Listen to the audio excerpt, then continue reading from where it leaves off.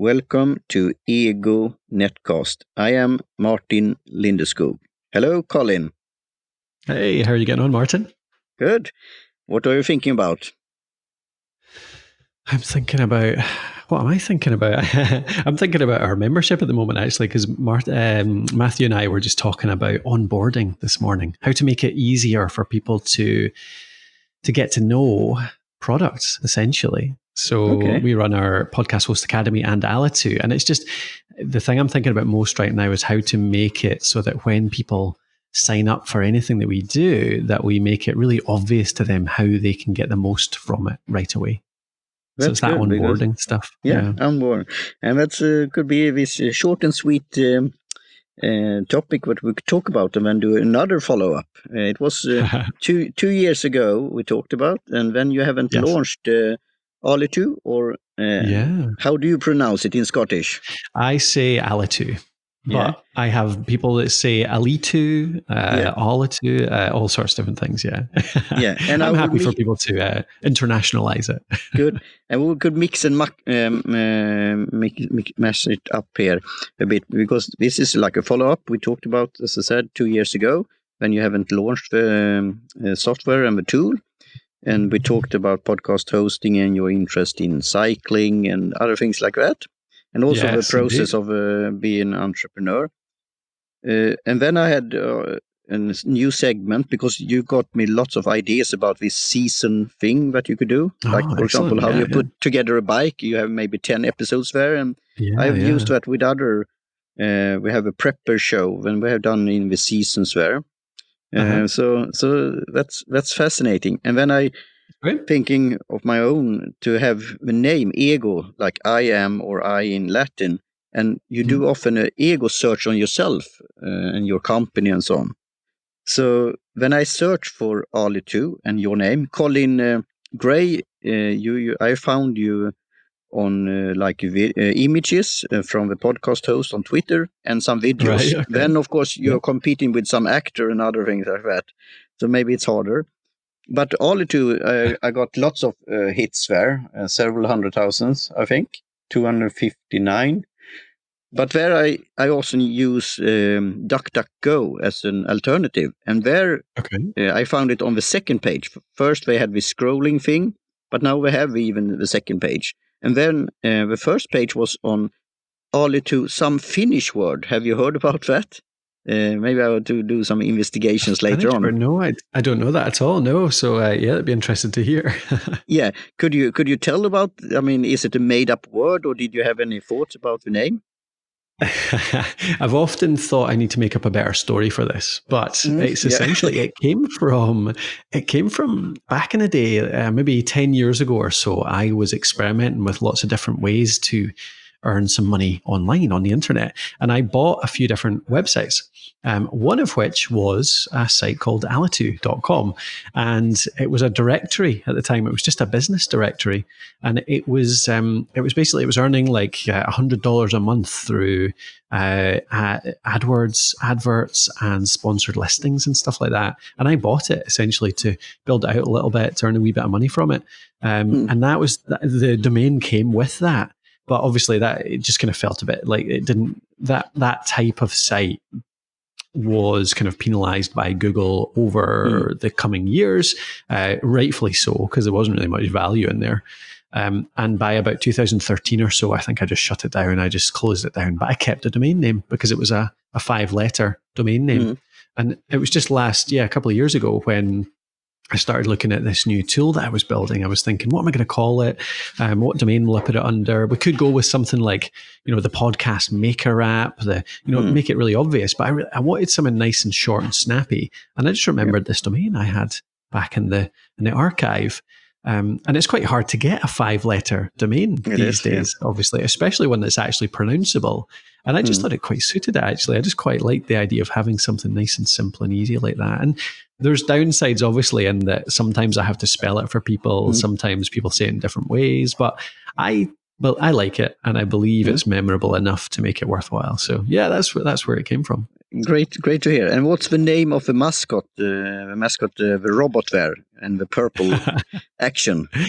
Yeah, do you know, I haven't really, I kind of named him Alitu as in ALLY and TOO, just as a way of thinking that was a way to help people know how to pronounce it. But I'd never really got into putting that on the website or anything. But yeah, that's about as close as we got.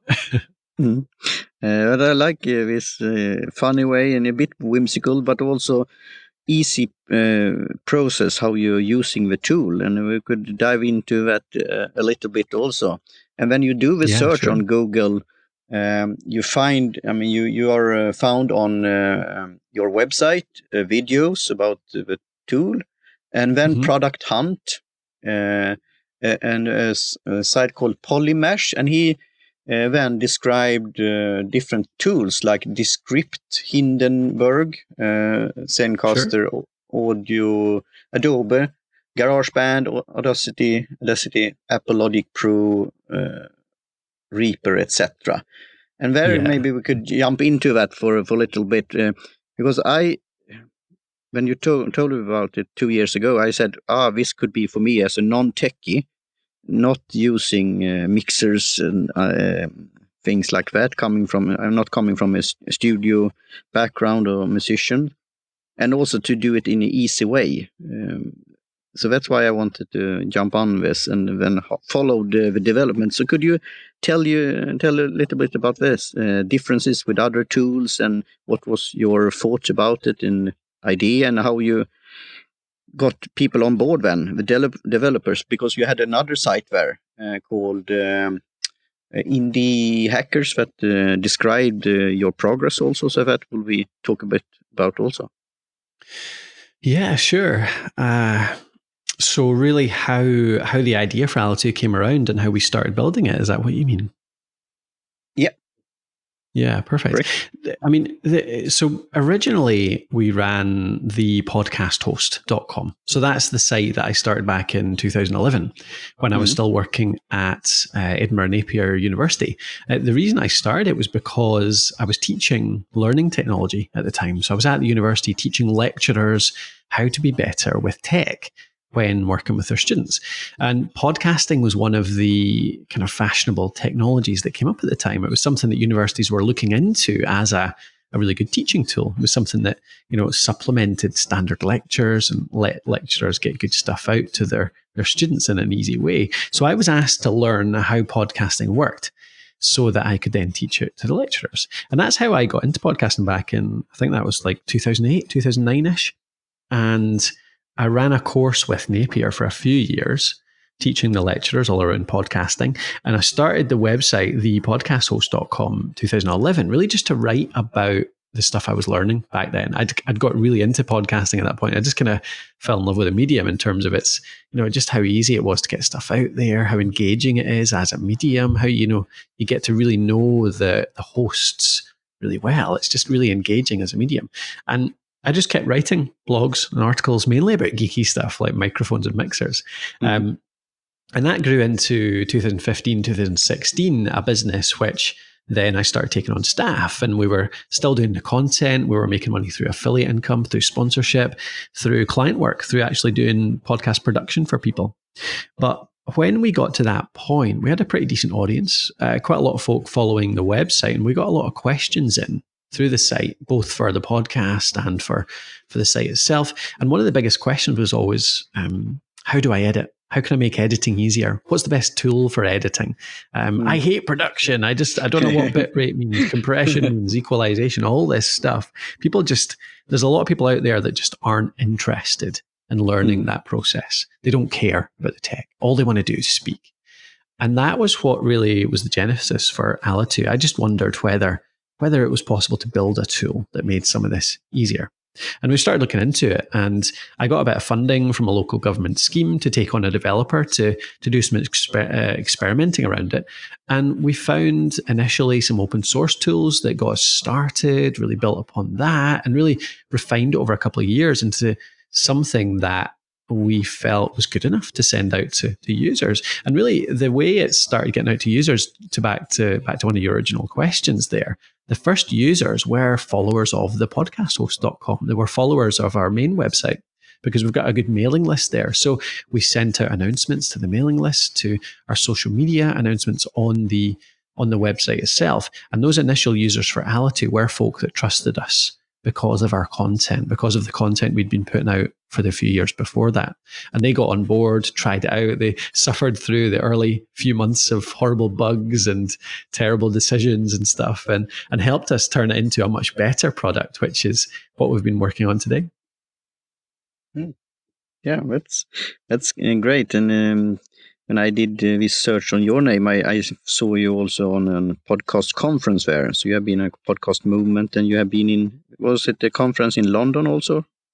Pretty recently. Yeah, there's quite a few events around the world on podcasting nowadays, and I go to quite a lot of more general content marketing conferences too. So recently there was one called Build Your Audience Live, run by Janet Murray. The one before that, I was in London last year for the Upreneur conference by Chris Ducker. Podcast Movements in Orlando this year. That's 2 weeks' time, actually. So I'm getting ready to go out to that in a couple of weeks. And there's the Content Marketing Academy was a good conference in Edinburgh. It's finished now, but it was great for a few years. So yeah, there's a few around.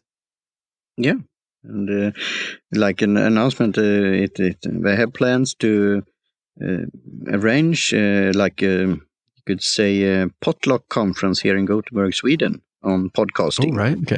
Excellent. For next year. So we will keep you informed about that. Yes. Colin. Yeah. So, I'd love to have the chance to go and visit Sweden. So that would be cool. Yeah. So that's great to hear. And also when we talked about this search there and came to the site as Indie Hackers, then it was very open and transparent way of doing the development. Are you having is it 4 developers? Because I have talked to on your chat feature there with some different people. Yeah. Yes. Yeah. So could you talk a little about your team? Yeah, for sure. So for Alitu in particular, we have 4 developers now. So we've got 2 front-end developers, 2 back-end developers, and two of the 4 are full-time, 2 of the 4 are part-time. And that's been one of the hardest parts of the process, to be honest. Finding good developers is really difficult, especially because of the amount of specialization developers have gone into these days. Like a lot of devs are really specific around one particular language or one particular aspect of building apps, or you've got the sort of front end, back end split, but then you've got all the different languages within front end, the different philosophies, the different approaches, all that stuff. But I'm lucky enough that I found a really good developer at the very, very start, who was quite flexible, quite kind of jack of all trades, quite relatively low cost as developers go, quite local to me in Dundee. He helped me build that first prototype. And then I just got really lucky, found another guy who is kind of like co-founder almost of Alitu, and that he has been with me since the very start and built really the whole front end of Alitu, and that's Bran Kaser. Yeah. So he helped me the whole way through. He's been with me since the start of Alitu, pretty much the first few months, certainly. And then, just found a few others since then who's helped us build it. So it's a hard process to find. And in terms of the indie hackers stuff, I mean, I really like that community. It's a community of people who, the idea behind that is that you're a bootstrapper. So you don't take on much in the way of funding. You tend to build apps more organically.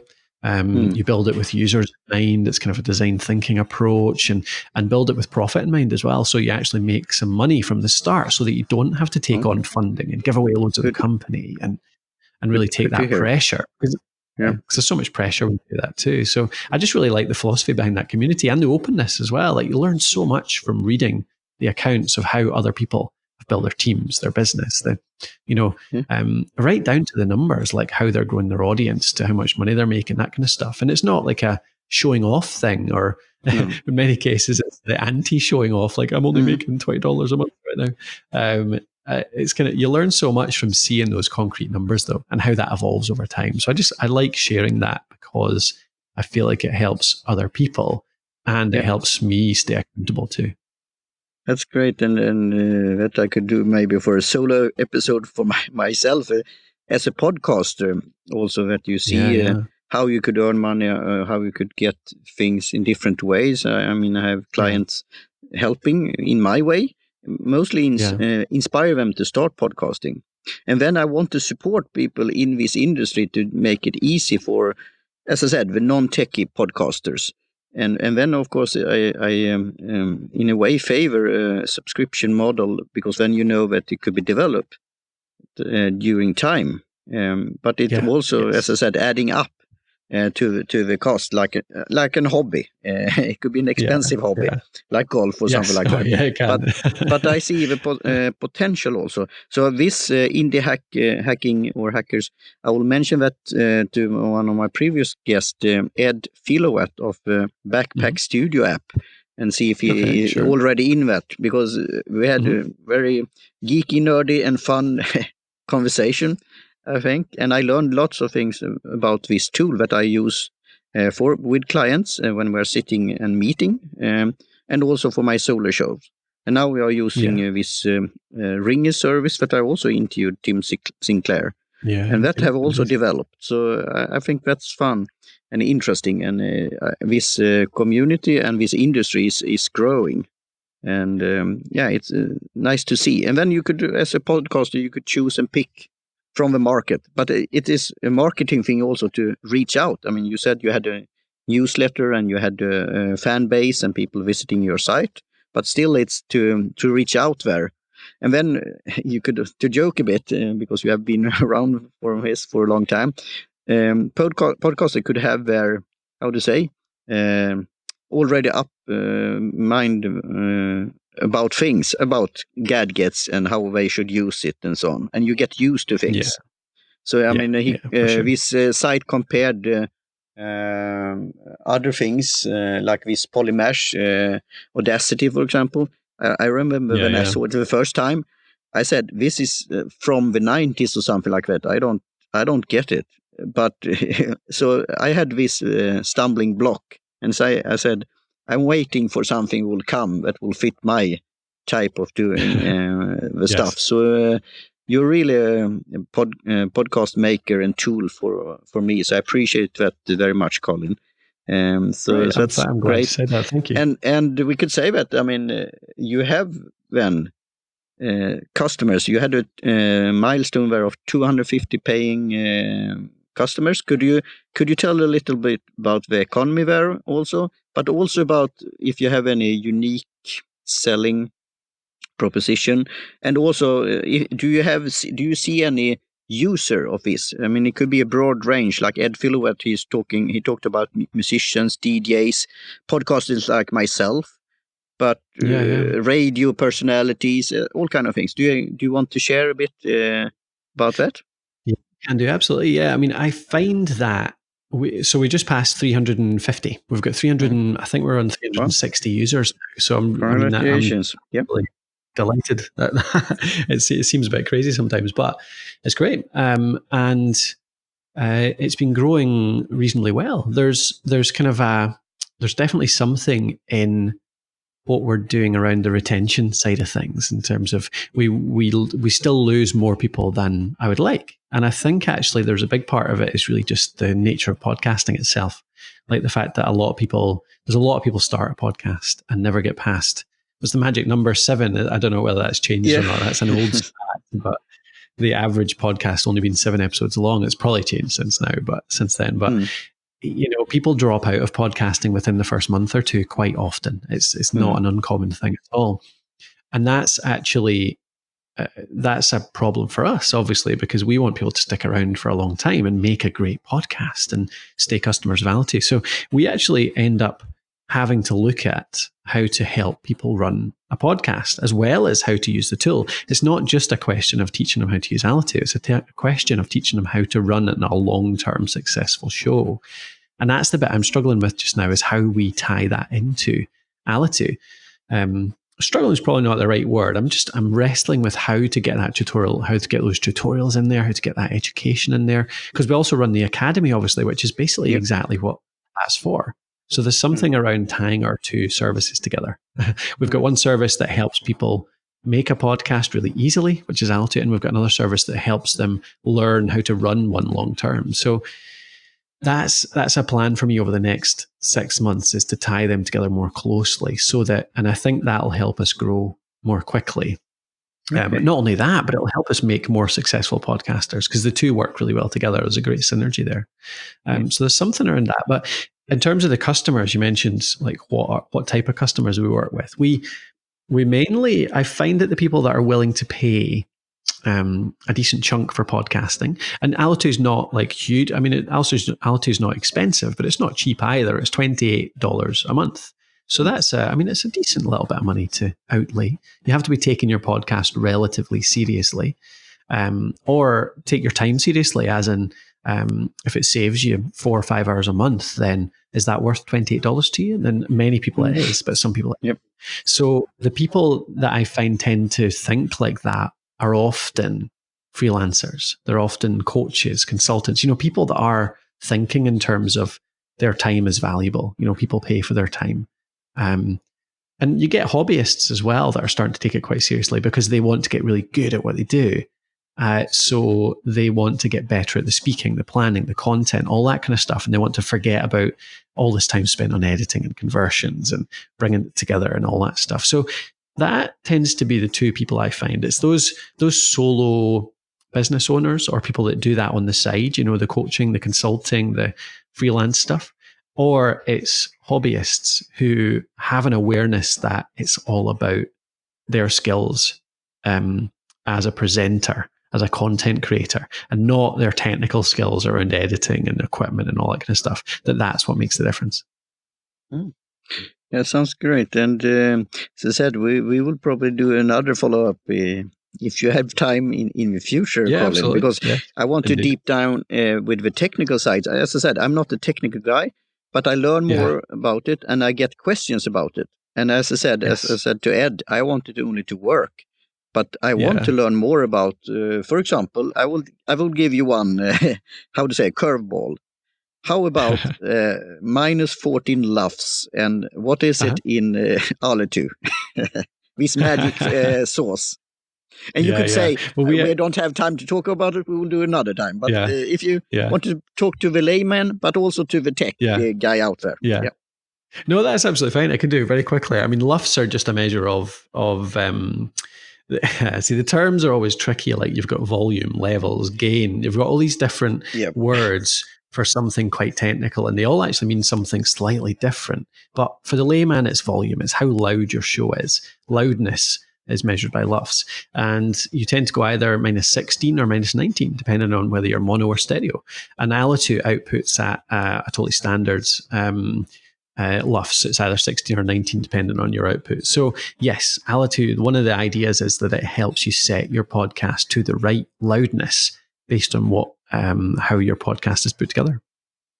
That's great. Or it doesn't even help you. It just does it for you. That's why I should. And that's what I like. Because you could buy a tool, and I'm all for that also. I mean, in this other site, they describe other tools that was free, like Audacity and GarageBand in a way, if you have a Mac already. But also tools that cost you thousands of Swedish crowns or hundreds of dollars. Mm-hmm. But then, of course, it's one investment, and then you are counted it off, so to speak. This is an ongoing, as you said, a fee, but it's how you value your time and how much you want to fiddle around with it. And I have used, and I still use, a service called Ophonic, but there I use this for like 2 hours every month. And sometimes I have bought credits and got credits from fans and supporters and listeners and so on. But there I also like it that I only run it through, but then you could do so much more. But then you start thinking about it also. Is it any difference? What's happening if I check this check mark or box, or what is really doing? And maybe that could be a thing for your community, for people who wants to learn that, or explain it to somebody else in a layman's terms. Because as I said, you have done that in a good way on the podcast host with lots of blog posts and articles and comparing microphones and all these things.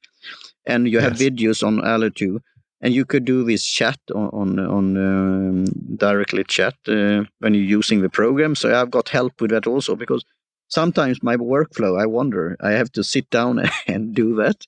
But it's also changing with your own show, with for clients or with co-hosts.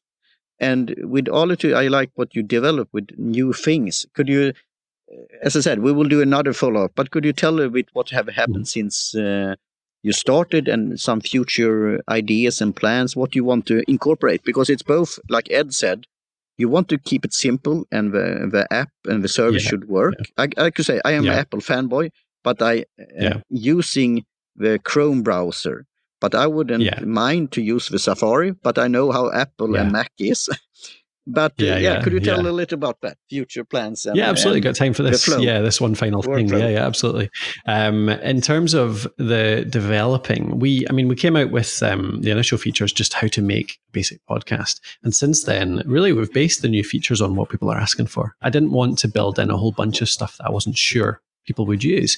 And the main things actually that we've added a bunch of new features over the last year, but the main two that people kept asking for was, you mentioned Auphonic there, the idea of noise reduction, hum reduction, much more dynamic leveling. People were desperate for that. So we have added that in now. So we've got noise reduction, we've got that hum reduction, we've got really good leveling, so that if you upload a few different speakers, they're all leveled out really well. So it's that just audio cleanup, makes it sound really good.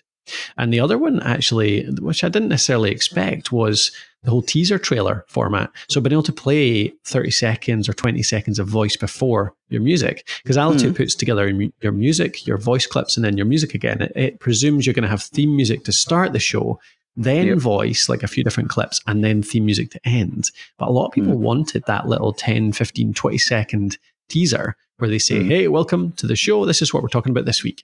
And then go into the music. So that was actually something I didn't expect, but we built that in pretty quick because everyone was asking for it. I have to test that out, and that's I need like a instructional video and test it out and play with it, because lots of so-called, very professional sound-wise productions are like that. I like the raw thing. We start, you have a short bumper and go to the conversation, and then you end with the outro. Then I have some with Backpack Studio. You could have some music, some bumpers, some commercial breaks. You could have all kind of funs. I like that. So, but I would play around that, but because if you have a longer interview or something, you could do things like that. So I think that's a nice new feature. Yeah, perfect. All right. Well, nice to speak to you, Martin. Yeah, thanks. And talk to you soon again. And could you say where listeners could find you? Indeed, yeah, absolutely. If you pop over to thepodcasthost.com, you'll find all of our free resources. Our full start guide is there if you go up to the top and look for how to start a podcast. And if you want to check out Alitu, go over to alitu.com, alitu.com, and you'll get a 7-day free trial to give it a shot. Great. And for full disclosure, I'm an affiliate also as an avid user, so I will include that in the show notes also. So yes, absolutely. Put in your link. Thank you very much, Colin. Excellent. And talk to you soon again. Cheers. Indeed. Good to talk to you, Martin. Cheers. Cheers.